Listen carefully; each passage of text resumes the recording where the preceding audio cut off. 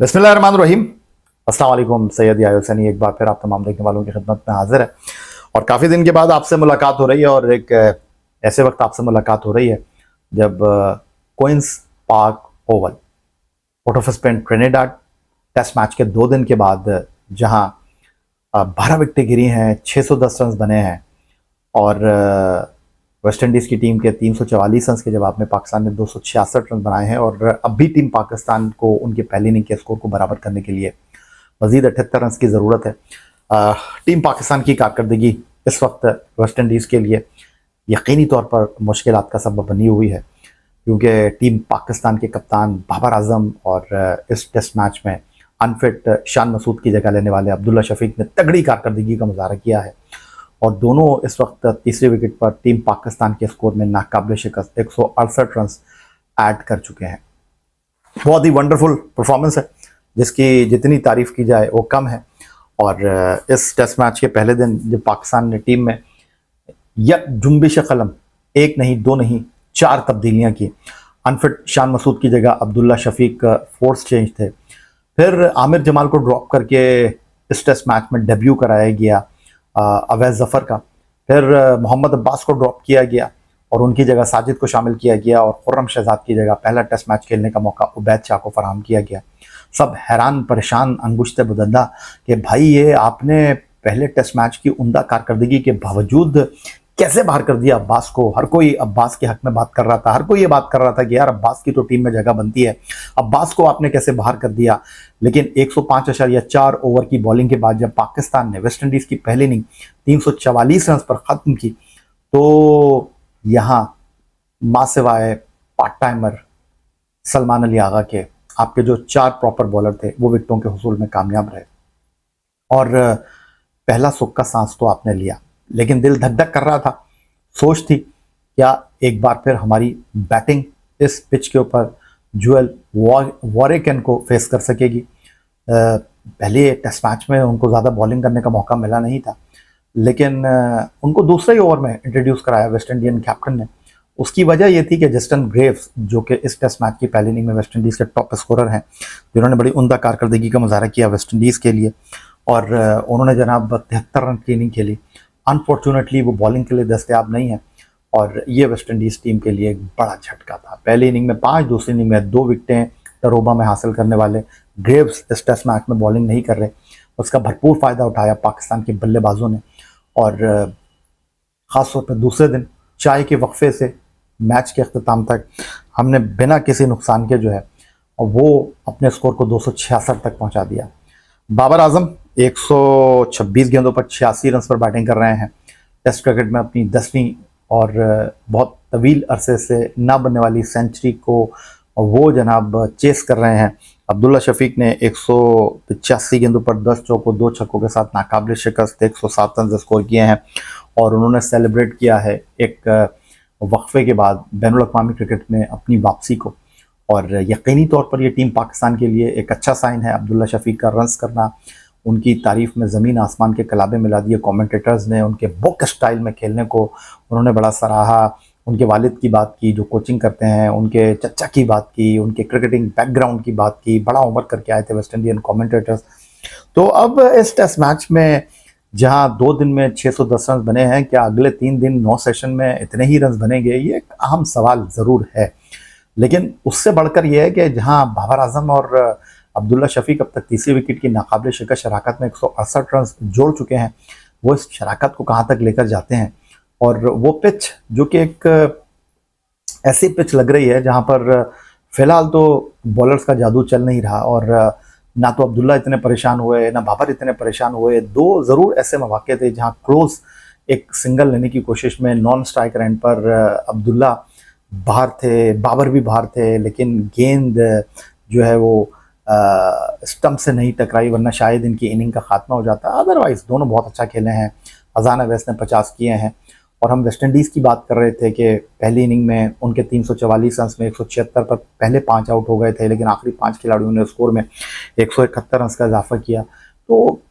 उनकी छोटी छोटी पार्टनरशिप लगी। बाबर आजम की कप्तानी, बाबर आजम की फील्ड सेटिंग को लेकर तनकीद हुई, लेकिन इन सारी चीज़ों का जवाब बाबर आजम अपनी बल्लेबाजी से दे सकते हैं, और बाबर आजम किस तरह खेलेंगे इस टेस्ट मैच में वो सबसे इंपॉर्टेंट होगा। लेकिन साथ साथ दिल धक धक भी कर रहा है, और बहुत सारी सोचें जो हैं वो जहन के ऊपर गलबा हासिल करने की कोशिश कर रही हैं, क्योंकि पाकिस्तान की टीम बांग्लादेश में 2 सेशन सर्वाइव नहीं कर सकी थी। मीरपुर में हम टेस्ट मैच हार गए थे, फिर यहाँ 210 रन तोरुबा के पहले टेस्ट मैच में चेस करते हुए हम 120 रन पर आउट हो गए, और जिस तरह हमारी बैटिंग पैनिक कर जाती है, तो इस वक्त गुफ्तगू पाकिस्तान क्रिकेट के हलकों में ये हो रही है कि भाई इतनी अच्छी शराकत, इतनी अच्छी पोजीशन, कहीं एक बार फिर खुदा न खास्ता हमारी बैटिंग कोलैप्स ना कर जाए। खेल है और खेल में ये सारी चीज़ें चलती हैं, लेकिन बज़ाहिर जिस तरह ये खेलें और इस टेस्ट मैच में जितनी लंबी बैटिंग लाइनअप हम लेकर जा रहे हैं, तो मुझे लगता है कि हम गिरते गिरते भी वेस्ट इंडीज़ को इस टेस्ट मैच में बरतरी तो नहीं लेने देंगे। लेकिन अच्छा होगा कि यहाँ बाबर आजम, शफीक थोड़ा सा और लंबा खेलें, अपनी पार्टनरशिप को तूल दें, और इस टेस्ट मैच में चौथी इनिंग यकीनी तौर पर मुझे इतनी आसान लग नहीं रही है। अब बहुत ज़्यादा मट्टी तोड़ नहीं रही पिच के ऊपर से, लेकिन जो टेलीविज़न पर बैठकर आप मैच देख रहे हैं तो ऐसा लग रहा है कि लुक लाइक ये पाकिस्तान क्रिकेट का सरफेस है, और इस पिच के ऊपर वॉरिकन या साजिद या अली उस्मान जो 3 स्पिनर खेल रहे हैं, उनकी कारकर्दगी को आपको जनाब वज़न देना होगा, क्योंकि अब तक इस टेस्ट मैच के 2 दिन में 12 विकेटें गिरी हैं और 12 में से 7 विकेटें स्पिनर ने हासिल की हैं।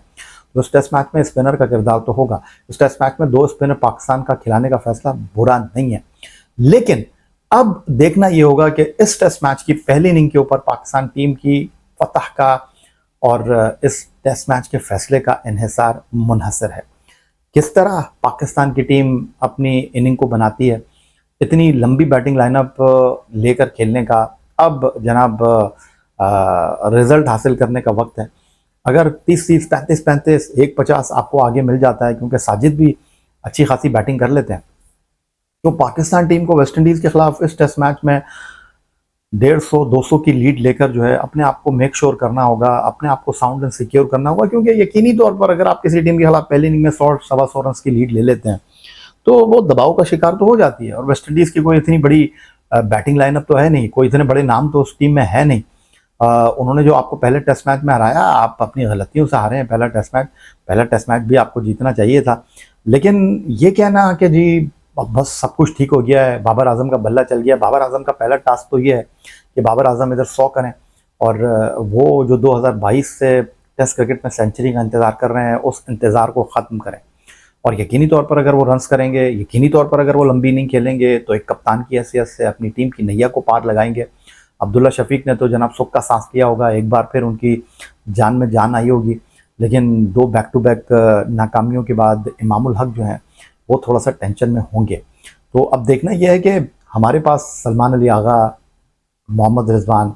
अवैस ज़फ़र, जिनका ये पहला टेस्ट मैच है, वो किस तरह कंट्रीब्यूट करते हैं। टेस्ट मैच के तीसरे दिन के बारे में अमूमन एक आम तासुर, एक आम राय ये है कि बैटिंग के लिए टेस्ट मैच का तीसरा दिन जो है वो एक अच्छा दिन होता है। तो अब पाकिस्तान की टीम अच्छे परफॉर्मेंस के साथ इस अच्छे दिन को किस तरह कैश कराती है, ये बहुत इम्पॉर्टेंट होगा। रही जहाँ तक वेस्ट इंडीज़ के बॉलर्स की बात, तो वो फ्रस्ट्रेटेड नज़र आ रहे हैं, और टेस्ट मैच हो, वनडे मैच हो, T20 मैच हो, आपकी मार लग रही हो, आपको विकटें नहीं मिल रही हो, तो बॉलर वैसे ही जो है वो थोड़ा सा गुस्से में आ जाते हैं। तो पाकिस्तान की टीम का जो सबसे पॉजिटिव यहाँ पर इंटेंट दिखाई दे रहा है वो रन बनाने की औसत है। हम पाकिस्तान की टेस्ट क्रिकेट को इसीलिए स्ट्रगल करते हुए देखते हैं कि हम स्लो बैटिंग करते हैं, ज़्यादा डॉट बॉलें खेलते हैं, कम रन बनाते हैं, स्कोर बोर्ड कम चलाते हैं, लेकिन इस टेस्ट मैच में अब तक हमने 4, सवा 4 के रन औसत के साथ बैटिंग की है। मौजूदा जो 268 रन हमने स्कोर किए हैं वो 4.08 के रन औसत के साथ हैं। तो इसका भरपूर अंदाज में बाबर आजम को, अब्दुल्ला शफीक को क्रेडिट देना चाहिए। लेकिन अभी ये टेस्ट मैच ऑन है, ये टेस्ट मैच का तीसरा दिन बहुत हद तक इस टेस्ट मैच के टोन को सेट करेगा। पहले 2 दिन 610 रन बने, अगले 3 दिन बल्लेबाजों के लिए इतना आसान होगा नहीं, और ये चीज़ पाकिस्तान टीम मैनेजमेंट के जहन में भी होगी, क्योंकि अगर पहले टेस्ट मैच में जो कि टोरुबा में खेला गया था, हम जो वेस्ट इंडीज़ को अच्छा खेलते खेलते 29 रन की बढ़तरी दे बैठे थे, वो बढ़तरी अगर हम हासिल कर लेते तो शायद उस टेस्ट मैच का नतीजा मुख्तलिफ हो सकता था। खैर, जो गुजर गया वो गुजर गया। अब आने वाला वक्त पाकिस्तान को किस हद तक इस टेस्ट मैच में लेकर चलता है वो इंतहाई आम है। फिलहाल जस्टिन ग्रीव्स के बगैर और जो मौजूदा वेस्ट इंडीज़ की बॉलिंग लाइनअप है वो पैनिक करती हुई दिखाई दे रही है और दबाव का शिकार है। और अगर टेस्ट मैच के तीसरे दिन बाबर आजम और अब्दुल्ला शफीक ने पहले अगर वो 78 रन की बर्तरी ख़त्म कर दी तो यकीनी तौर पर पाकिस्तान टीम के बल्ले बल्ले हैं।